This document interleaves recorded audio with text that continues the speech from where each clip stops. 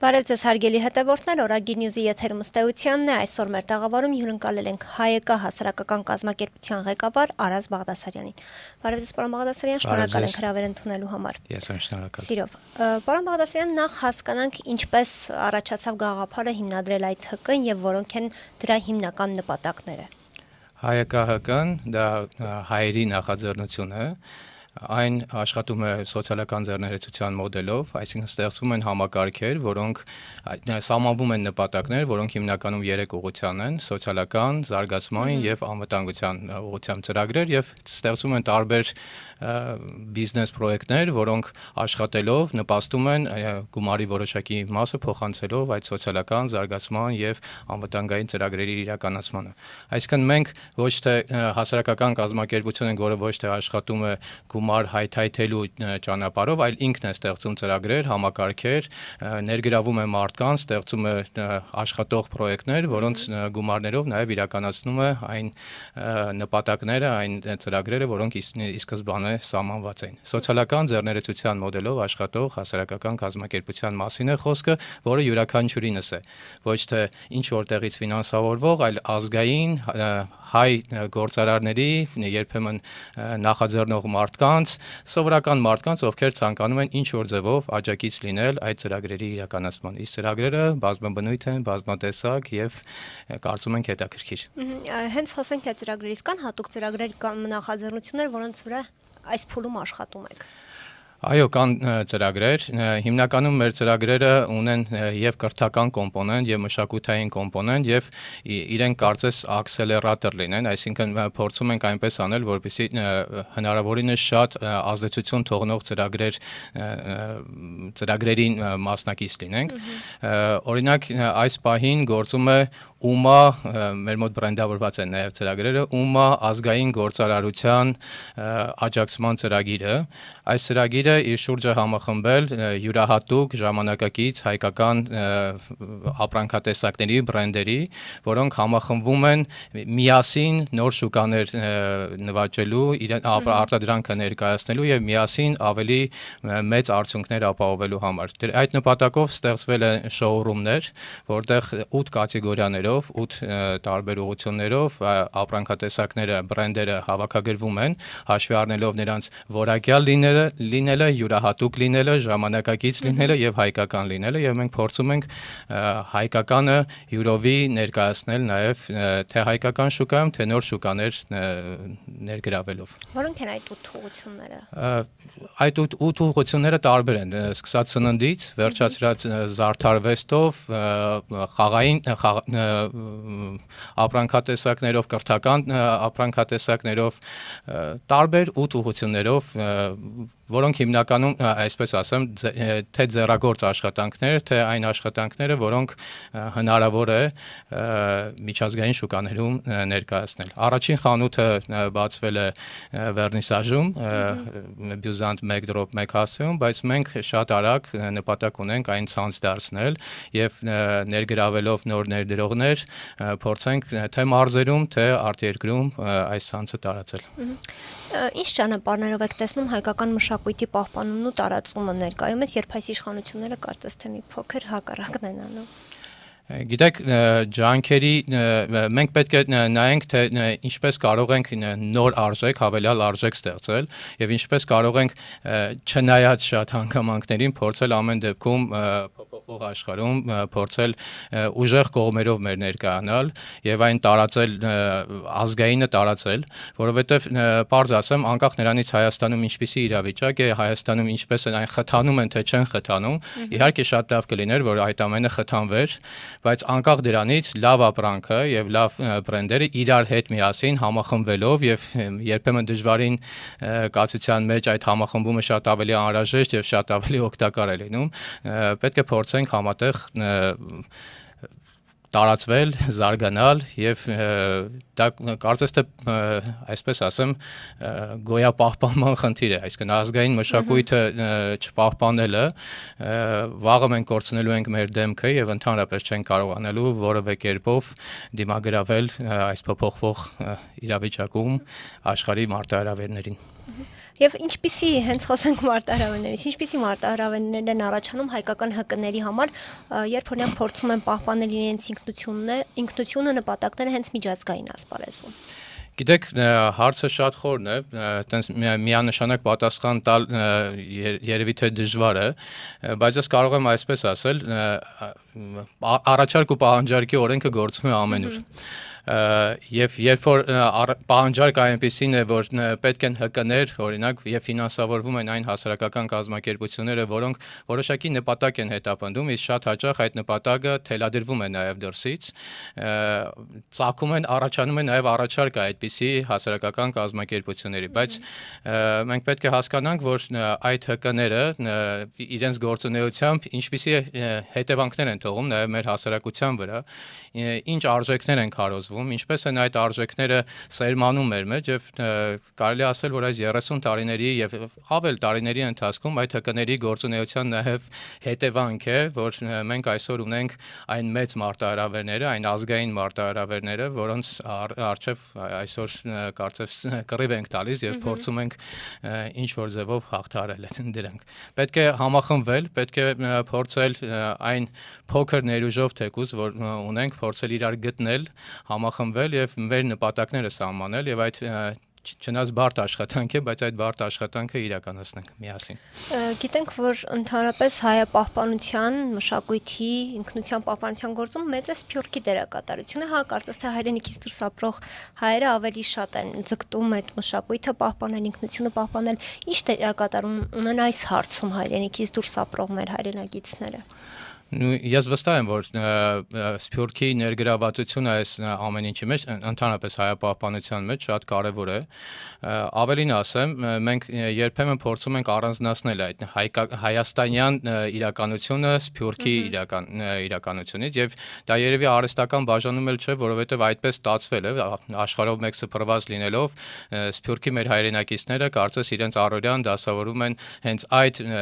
տարածաշրջանի, մենթալիտետով, այդ շրջանի կանոններով եւ եթե չլինեն ազգային ծրագրեր, որոնք կհամախմբվեն այդ մարդկանց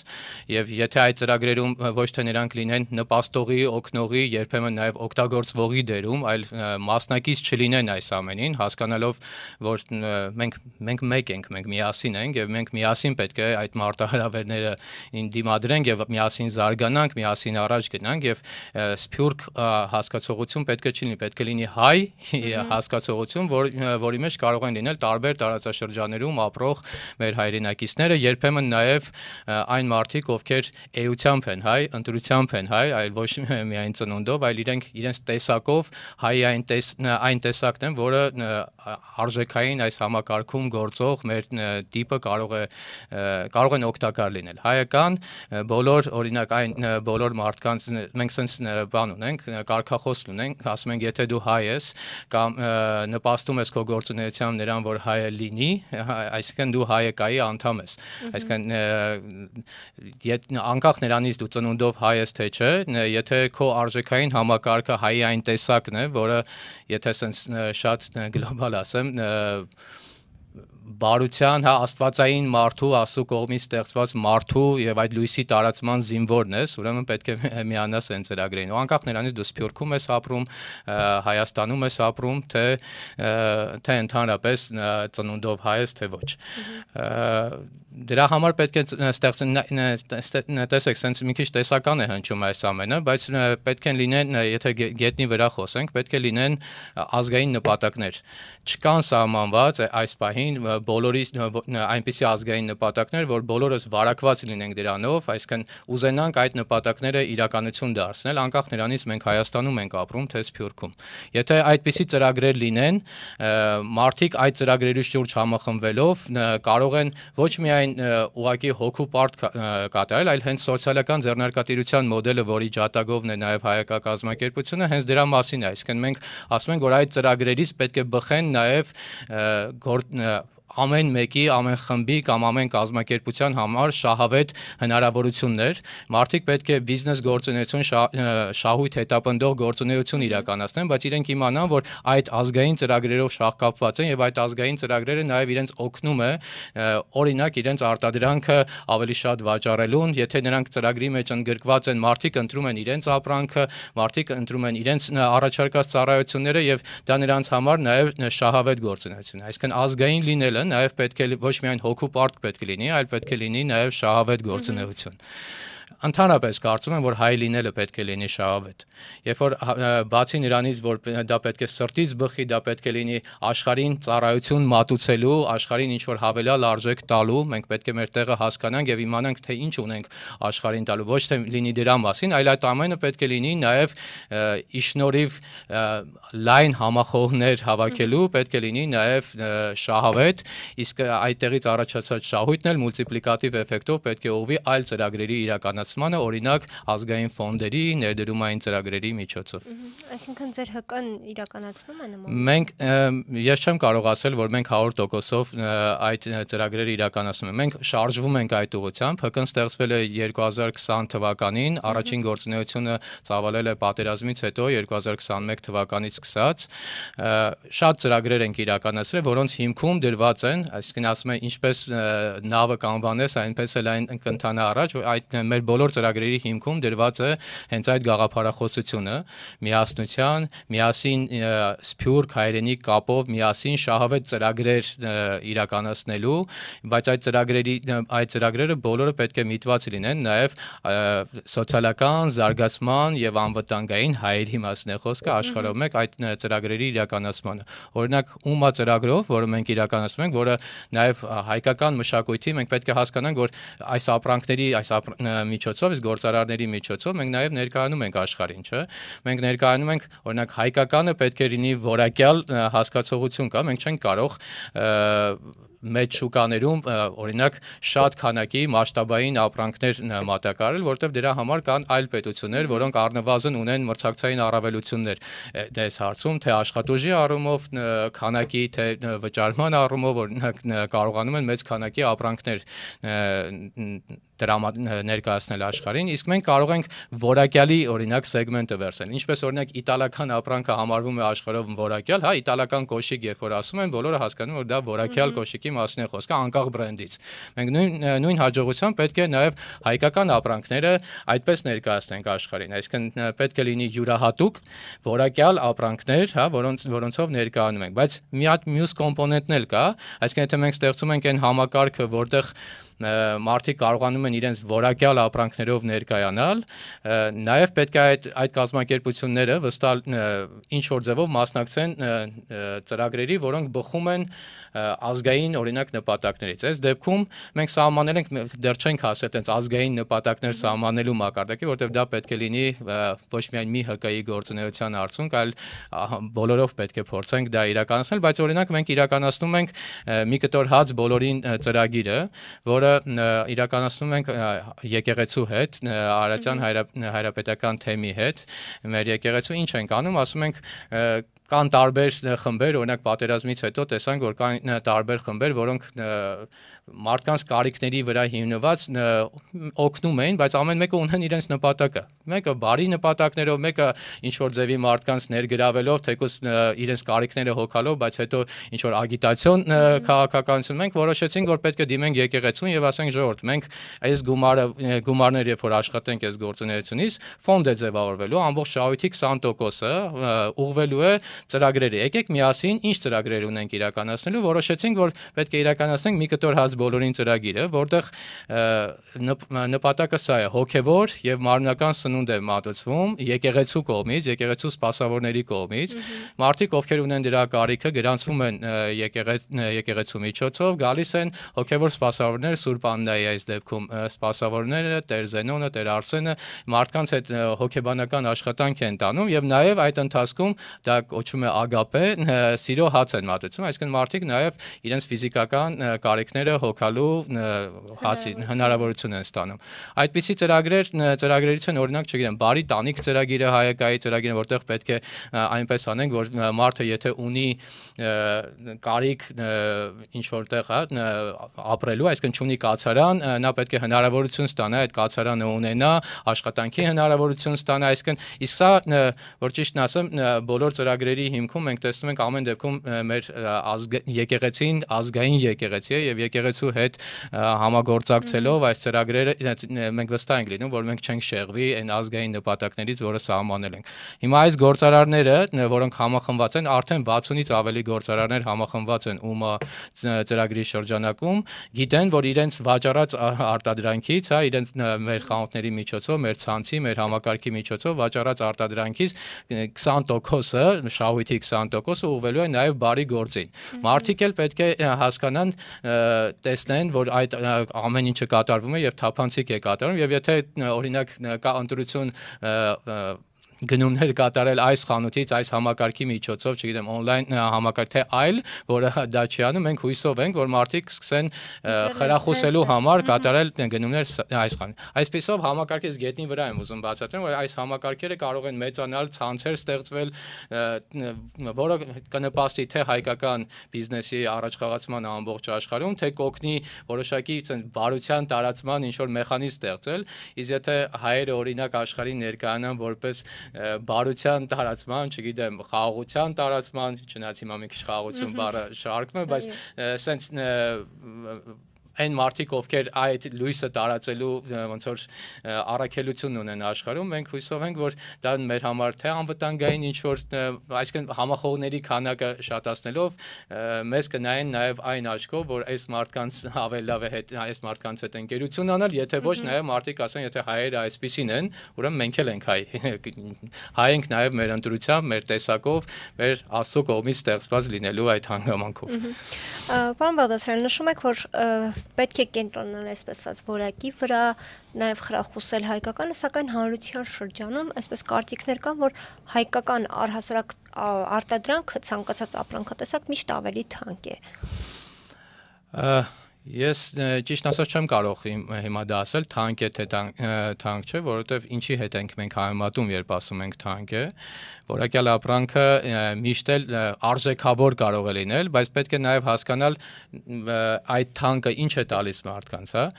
Իհարկե պետք է արտադրողները նաև աշխատեն որոշակի ծախսեր կրճատելու եւ ապրանքը շուկային համապատասխան գնով ներկայացնելու համար, բայց ես այստեղ ուզում եմ ուշադրություն դարձնել ուրիշ հանգամանքի վրա, եկեք խոսենք ուրիշ բանից։ Մենք շատ ենք սիրում ասել, որ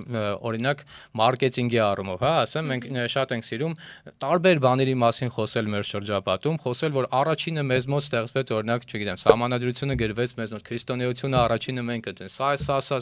տարբեր, բայց մենք պարզվում է, որ աշխարհին մեզ ներկայացնելու ձևը չեն գտել։ Միշտ սիրում եմ պատմել, որ ասել, որ Ռիալտո կամուրջի վրա Ռոմեոն Ջուլիետին համբուրելը Իտալիային ավելի շատ գումար է վերում, քան օրինակ Ֆերարի գործարանը իտալական։ Իսկ մենք ունենալով այդքան առավելություններ, մենք մեր մեջ մեր ընկերներին այն աստիճանի ենք ուղակի պատմում մեր հայկական ամեն ինչի լավը լինելու մասին, որ նույնիսկ առաջացնում է այդպես գլուխ գովան լինելու ոնց որ հանգամանք, բայց աշխարհին ճիշտ ներկայանալու ու մեր ճիշտ ներկայացնելու այդ արվեստը կարծես չենք սովորել, որովհետև հայկականը ոչ թե թանկ է, ես օրինակ հանրության մեջ այդ կարծիքը, որի մասին նշեցիք, ինձ թվում է սխալ է ձևավորված այդ կարծիքը, որովհետև ինչ է նշանակում ապրանքը թանկ է, ապրանքը թանկ է, երբ որ ինքնարժեքը ցածր է կամ չի տալիս արժեք, բայց վաճառվում է բարձր գնով, չտալով օրինակ այն բավարարվածությունը, որը մարդը ունի այդ ապրանքը, երբ որ այն տիրապետում է, որտեղ մարքեթինգի կանոն կա, մարդը չի առնում ապրանքը, մարդը առնում է այն զգացողությունը, այն էմոցիաները, որը ինքը ունի այդ ապրանքը ունենալիս, հա։ Եթե մենք չենք կարողացել մարդկանց հասնել, ոնց որ օրինակ Mercedes նստելուց մարդը հասկանում է, որ ինքը դա ապրելակերպ է, ինքը ընտրում է այդ ապրելակերպը ու դրա համար պատրաստ է լինում վճարել, եթե մեր արտադրանքները չեն հասել այդ մակարդակի, ուրեմն մենք աշխարհին ներկայացնելու, այն պատմելու բաց ունենք, որը պետք է փորձենք լրացնել, բայց այդ բացերը առանձին կազմակերպության մակարդակով լրացնելը շատ դժվար է։ Դրա համար պետք է լինեն մեխանիզմներ, պետք է աշխատեն համակարգեր, պետք է լինի համախմբում, պետք է լինեն ասոցիացիաներ, որոնք նպաստեն այդ ամեն ինչ իրականացմանը։ Հիմա չեմ ասում ամբողջությամբ այդ առաքելությունը կարող ենք վերցնել մենք, բայց մենք ինչ որ քայլեր այդ առումով նաև ՈՒՄԱ պրոյեկտի շրջանակում փորձելու ենք անել եւ հասցնել մարդկանց դա։ ՀԱԵԿ հասարակական կազմակերպությունը համագործակցում է արդյոք տարբեր երկրների հայ համայնքների հետ, եթե այո, ինչպիսի համագործակցություն է դա։ Համագործակցություն կա, բայց այս պահին եկեք այս հնարավորությունը օգտագործենք ավելի ոչ թե համագործակցության մասին պատմելու, այլ համագործակցության կարծես ոչ հրավեր ուղարկելու, որովհետև կարծում եմ որ մեր համագործակցությունը բավարար չէ։ Մենք իհարկե ունենք մարդիկ, ովքեր մեր կազմակերպության հետ համագործակցում են, տարբեր ծրագրերին աջակցում են, նույնիսկ հիմա մշակվում են պրոյեկտներ, որոնց շրջանակում կարող ենք իրար հետ նոր մասնաճյուղեր բացել, նոր համագործակցության նոր հնարավորություններ ստեղծել, բայց դա ես այսպես կարող եմ ասել, մեր քանի որ առաջին քայլերն ենք անում, եկեք սենց ասենք, մեր պրոյեկտները բաց են, մենք մի քանի ամսից երևի պրեզենտացիա կանենք բոլոր պրոյեկտների մասով առանձին ներկայացնելով եւ կոչս է Սփյուռքում ապրող մեր հայրենակիցներին, չնայած մենք անպայման մեր խողովակներով փորձելու ենք դա հասցնել, բայց հետևել եւ կապի դուրս գալ, որովհետեւ մենք շատ կուզենանք, որ տարբեր պրոյեկտների շրջանակում լինեն նաեւ մեր համախոհները եւ մեզ հետ աշխատող մեր ընկերները Սփյուռքում, որոնք առաջ կտանեն այս նախագծերը նաեւ։ Պարոն Բաղդասարյան, խոսեցիք եկեղեցու հետ ձեր այսպես ծրագրեր իրականացնելուց, նշեցիք, որ որոշ ծրագրեր են իրականացվում, խոսում ենք այսպես մշակույթի պահպանության մասին, սակայն ինչքան էլ որ չէի ցանկանալ այս հարցը եթերի ընթացքում տալ, բայց ստիպված եմ։ Ներկայիս իշխանությունը տևական ժամանակ է փորձում է վարկաբեկել եկեղեցին, հոգևորականներին, ձեր գնահատմամբ ինչ խնդիր է սրանով փորձում լուծել։ Ես չեմ կարող եմ իհարկե ունեմ իմ մտքերը թե ինչ խնդիրներ է լուծում ներկայիս իշխանությունը, բայց ես կարող եմ ուրիշ հակառակ կողմից գալ։ Իսկ ինչ է անում եկեղեցին, հա, որը օրինակ անհանգստացնում է իշխանությանը եւ իշխանությունը փորձում է դրանով սահմանափակել կամ չգիտեմ ինչ որ բան շտկել։ Այսօր եկեղեցին աշխարհով մեկ սփռված հայկականության պահպանման կենտրոն է։ Բոլորը գիտեն, որ եկեղեցի գնալով մեր մոտենում են մեր էությանը, ծանոթանում են հայի տեսակին, ծանոթանում են հայի աստվածային տեսակին, այնտեղ է պահպանում թե կրթական մեր Սփյուռքի մասին, եթե նույնիսկ խոսենք, թե կրթական մեր կենտրոնները, թե մշակութային կենտրոնները եկեղեցու շուրջ են համախմբված եւ այնտեղից է հայկականությունը տարածվում ամբողջ աշխարհում։ Հիմա իսկ ամբողջ աշխարհի համար մենք առաջինը քրիստոնեությունը ընդունած երկիրն ենք, որտեղ այսպես ասեմ, եթե մենք դա չենք կարողանում, դա մեր ազգային նաև բրենդն է, եւ մենք ինչպես ամեն կազմակերպություն իր բրենդը պահպանում է, պահում է եւ փորձում է ամեն ինչ անել, որ հանկարծ տպավորությունը իր բրենդի չընկնի, որովհետև դա իր ազգային շահերից է, իր կազմակերպության շահերից է բխում, մենք պետք է ամեն ինչ անենք, որ այդ կառույցը, ես հոգևորի մասին նույնիսկ չեմ խոսում, ես հիմա խոսում եմ զուտ մարմնական, հա, սենց ասեմ, եկեղեցին որպես համակարգ, այդ կառույցը պետք է պահել, պահպանել, ասում են աչքի լույսի պես։ Իսկ երկրորդ խնդիրը, երկրորդ չէ, ամենակարևոր խնդիրը, դա հոգևոր հայի տեսակի պահպանման հարցն է, այսինքն հոգևոր հայը իր սնուցումը, իր կարծես թե էներգիան ստանում է հենց եկեղեցիների միջոցով։ Հիմա քանդել եկեղեցի նշանակում է կտրել մեզ այդ հոգևոր լույսից։ Իսկ հայը ասում է հայը կա, քանի Աստված կա։ Իսկ եթե մեր մեջից հանում ենք այդ Աստծո գաղափարը, աստվածային լույսը, որը ստանում ենք նաև եկեղեցու միջոցով, առաջին հերթին եկեղեցու միջոցով, մարդկանց հավաքատեղի, որպես հոգևոր մարդկանց հավաքատեղի, դա ոչ մի լավ բանի առնվազն իմ կարծիքով չի կարող բերել։ Դրա համար պետք է ոչ թե կանգնել եկեղեցու կողքին, այլ լինել եկեղեցում,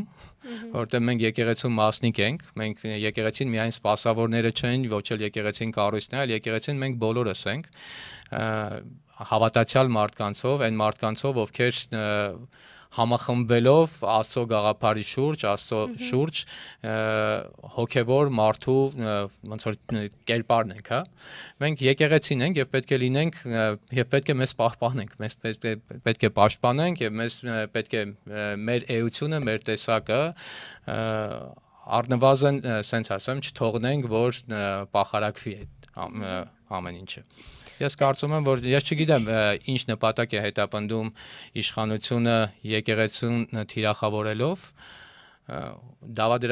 դավադրապաշտական շատ թեզեր են գալիս առաջին հայացքից, ես հուսամ այդպես չէ, որովհետև հային հայի դեմ հանելու նպատակը առնվազն հայկական չի կարող լինել։ Տեսակետներ կան, որ այսպես ամեն ինչ սկսվել է